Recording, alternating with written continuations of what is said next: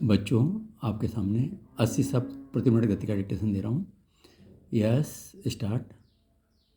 चुनाव लोकतंत्र का पवित्र महोत्सव कहा जाता है, जिसमें जनभागीदारी की खास भूमिका होती है।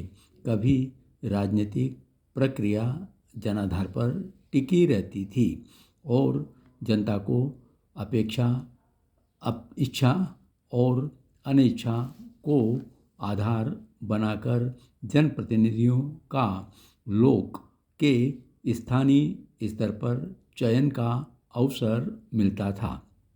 साथ ही स्थानीय नेतृत्व का देश के उच्च स्तर पर सक्रिय नेताओं के साथ निरंतर संवाद चलता रहता था। यह संवाद पारस्परिक और दो तरफा रहता था। दोनों एक दूसरे का सम्मान करते थे। धीरे धीरे इसके ढांचे में बदलाव शुरू हुआ और स्थानीय की भूमिका हाशिए पर जाने लगी। केंद्र या हाईकमान नियामक और निर्देशक की भूमिका के साथ स्थानीय स्तर पर विचार और योजनाओं के साथ ही नेताओं के चयन में भी अतिरिक्त रूप से सक्रिय होने लगे। जनशक्ति केंद्राभिमुख होती गई और केंद्र के दायित्वों का संयोजन नए तौर तरीकों से होने लगा। इस बदलाव के जटिल परिणाम सामने आने लगे और सत्ता शक्ति के संतुलन की नई चाल ढाल दिखने लगी। नेताओं की निजी और स्थानीय भूमिकाओं और कार्यकुशलताओं को महत्व देने के स्थान पर केंद्रीय नेतृत्व की छवि बुनाने की शैली अपनाई जाने लगी। केंद्र पर निर्भरता की नई राजनीतिक धारा ने शक्ति के वितरण की व्यवस्था को विश्रृंखलित कर दिया है। इसका परिणाम चुनावों में स्पष्ट रूप से दिखने लगा है। इस तरह की हलचल के बीच संचार माध्यमों, विशेषतः टीवी और मोबाइल आधारित मीडिया प्लेटफॉर्म मोर्चा संभाल रहे हैं। कई बार गैर जिम्मेदार ढंग से और आधे अधूरे तरीके से अनर्गल बातचीत के जरिए दुष्प्रचार के वाक्य सामने हो रहे हैं। एक दूसरे का चरित्र हरण आम होने लगा है। भाषा के स्तर पर संयम और प्रमाणित तथ्यों की जगह द्वेष और निराधार दावे सामान्य हो गए हैं। अब चुनावी रणनीति के राजनीतिक तेवर आकार बदल रहे हैं और उसकी संस्कृति का पूरी तरह से कायाकल्प हो चला है। चुनाव से थोड़े दिन पहले गहमागहमी तेज होती है और अंतिम कुछ दिनों में हाईकमान अपने प्रत्याशी का ऐलान करता है। कई बार स्थानीय स्तर पर सक्रियता को अनदेखा कर कुछ अन्य कारणों से नए प्रत्याशी आजमाए जाते हैं।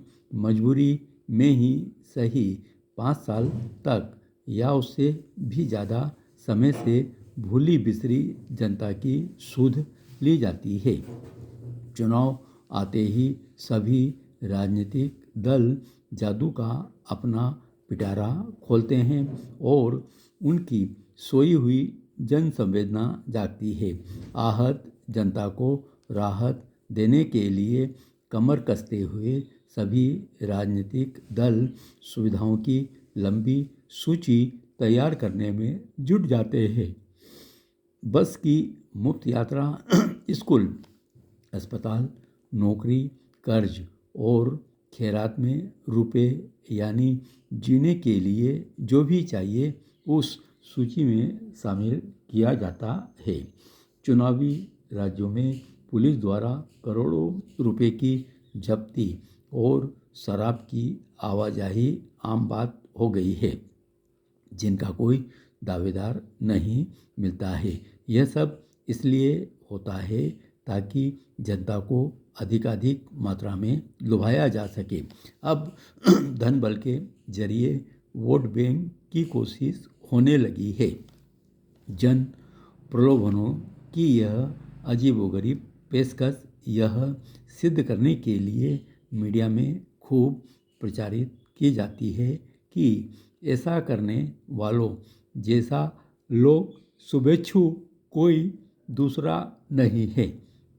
इस सिलसिले में विभिन्न राजनीतिक दल एक दूसरे से बढ़ चढ़कर जनसेवा की हुंकार भरते नहीं थकते और सार्वजनिक धन संपदा लुटाने की घोषणा करते रहते हैं। बोली लगने के माहौल जैसी यह कवायद चुनी हुई सरकार के बजट की याद दिलाती है। अलादीन का चिराग न होने पर कभी सिर्फ यही रहती है कि नेतागण यह नहीं बताते कि इन खर्चों के लिए राजस्व और संसाधन का जुगाड़ कैसे होगा और यह सब कहाँ से आएगा। चुनावी आचार संहिता की काट निकाली जाती है। आचार संहिता अभी भी पर्याप्त प्रभाव नहीं दिखा पाती है। खासतौर से लुभाने वाले अपरिमित घोषणाओं से निजात पाने का फिलहाल कोई उपाय नज़र नहीं आ रहा है। चुनाव की चर्चा में देश का भविष्य और देश की नीतियों के सवाल गायब रहते हैं। सभी राजनीतिक दल एक दूसरे पर दोष मढ़ने को बेताब रहते हैं। तू मैं करते रहते हुए बात बढ़ चढ़कर व्यक्तिगत अपमान और लाछन पर आ टिकती है। नेताओं पर भद्र अभद्र आरोप लगते हैं और सभ्य शिष्ट आचरण से भटककर सही गलत प्रवाद फैक्टर बन जाते हैं। चुनावी दंगल में रैली, रोड शो आदि के आयोजन करते हुए राजनीतिक दल अपना दमखम दिखाने का स्वांग करते हैं।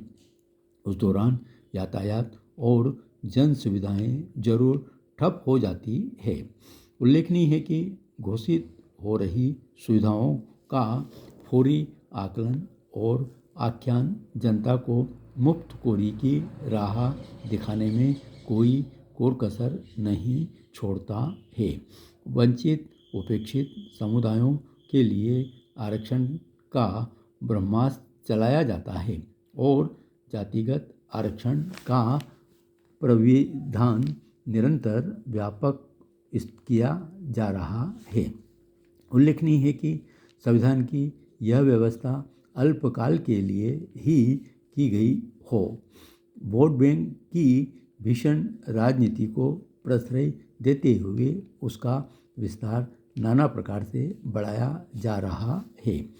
भारत में जाति मुक्त समाज के लक्ष्य को जाति की सत्ता की तीव्र पुष्टि की नीतियों से प्राप्त करने की अनवरत चेष्टा के अंतर्विरोध बार बार सामने आते रहते हैं, परंतु समाधान के लिए ध्यान नहीं दिया जा सका है।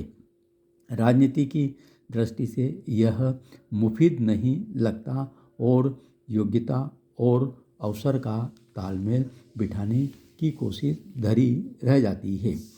चुनावों का आयोजन और उसके बाद सरकार बनाना लोकतंत्र के खास उपकरण है, जिनका उपयोग लोकतंत्र को और लोक की गरिमा को सुरक्षित और संवर्धित करने के लिए होना चाहिए।